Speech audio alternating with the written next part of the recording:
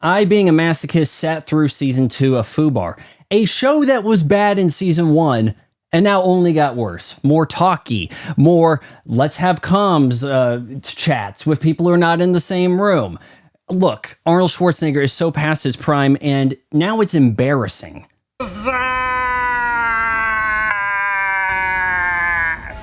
I guess the plot is we have to go over here to do something with some CGI because Trinity might cause a problem with the power grid.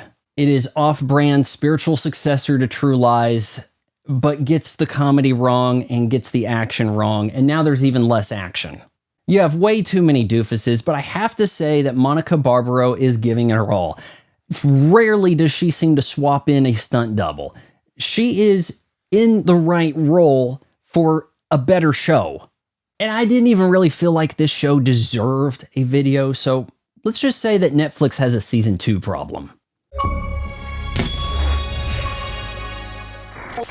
Yeah, you loved season 1 of Stranger Things, even though it was a complete ripoff of everything from the 80s of Steven Spielberg and Stephen King. And I felt that season 2 was improved because now the show had to do its own thing. But season 2 of a Netflix series is always padding things out. It is always stretching to try to get to a season 3. No real conclusions. Except for now, everybody's concerned they're going to get canceled, so they give like a, well, I guess that's a nice little bow in case we don't get a season 3.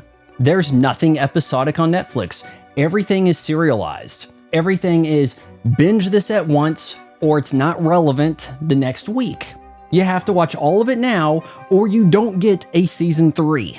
Gotta love Netflix and their questionable metrics. But it's even worse. We always have a villain of the season. We know that whoever is going to be introduced as the villain this season, it's going to get resolved, and it won't even matter next season if there is a next season. Now, FUBAR doesn't quite do this, but typically on a Netflix show, once you start hearing the non-diegetic song kick in, you know the episode is winding down. Isn't it weird that so many shows do this?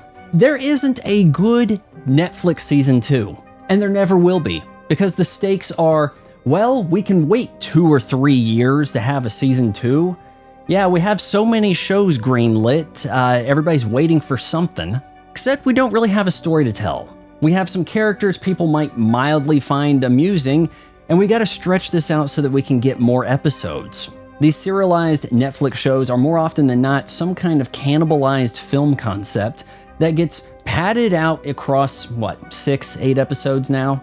With quite high budgets compared to a bad TV show, but not looking like it's theatrical worthy. And so many times it is somebody resting on their laurels, somebody with box office receipts doing some kind of vanity project.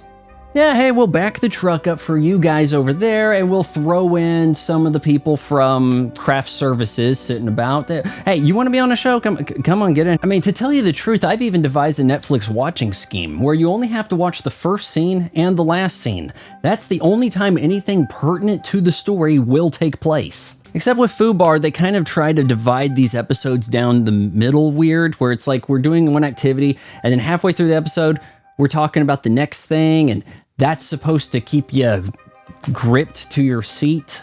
I guess that would be thrilling if you couldn't wait till next week to watch it, if this was TV 25 years ago. And what's with having the most useless characters stuck together like glue for the season? You know, anytime there's a break in the action to cut to these two losers, it's going to be not funny, not interesting, not relevant to the plot, and a waste of time. The typical Netflix series is so incredibly predictable you could probably watch it on mute and not lose anything. FUBAR could have really gone for it, could have really gone grimdark with some of the comedy, maybe a little bit of fourth wall breaking that just didn't seem like some kind of pander move. But no, we've got people locked down on contracts. We can't just kill off the main cast of 80 people. So it's only going to be the case where it is certain this is the last season that we can actually surprise the audience. Hey, let me know how correct I am in the comments below. Like, share, subscribe, ring the bell for notifications. Maybe someday YouTube will finally send me a plaque. Hey, this is Vaughn's mom, and well, he's doing channel memberships now, and they're really cheap, like his videos.